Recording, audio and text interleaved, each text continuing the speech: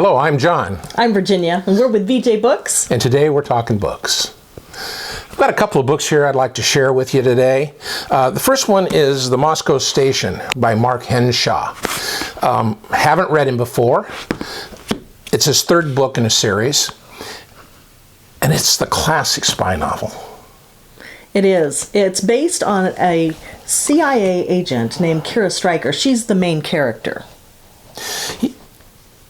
She's in Venezuela, and she's been shot, and she's rescued.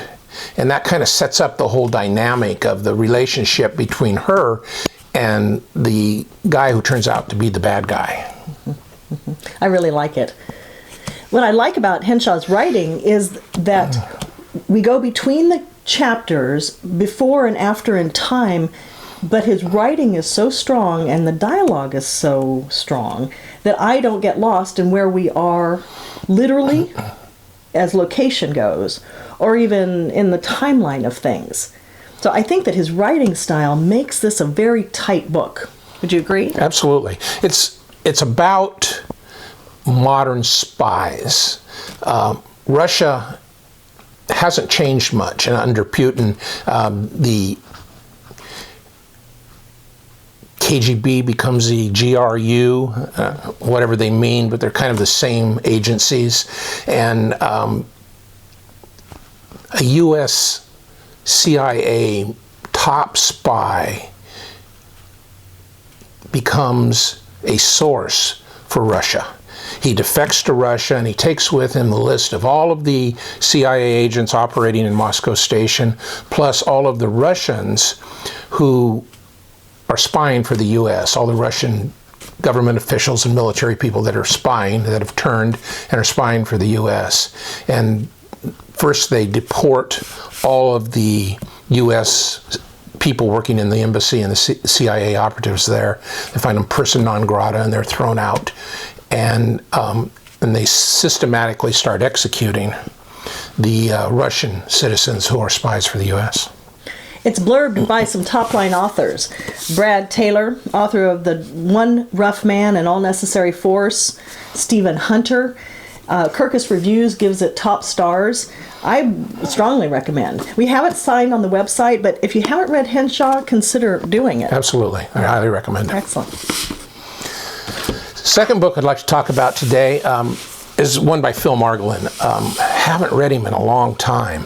I hate to admit that, because Phil's a local guy. He's a lawyer in downtown Portland, and we know him pretty well. He's the nicest guy. He and I have spent time in his office talking about his extracurricular. If you could give me just a minute. He has a passion for chess, and he has organized a group of volunteers that go and teach chess to underprivileged students within the Portland, Oregon area. It's way cool, and he's just the nicest guy. So tell us about the book. The book's Violent Crimes. It's one in a series, and it's really interesting for me to read it because he has walked the streets. It all takes place in Portland. If you didn't know it, we're from Portland.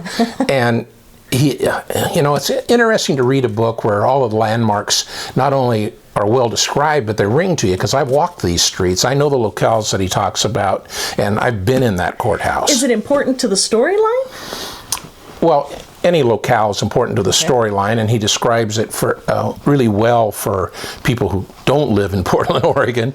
But it kind of rings, because I've walked in and out of those buildings that he talks about, and it adds a perspective, a dynamic, which I'm sure if you read an author from another town and you live there, you have the same kind of phenomenon going on. Mm-hmm. But it's a legal thriller. It has murders and courtroom scenes, and it's just an excellent book. It's based around a situation where one of the top law firms has cooked their books to gain a new client, and somebody finds out about it, and they turn up dead. And it's main character is a woman?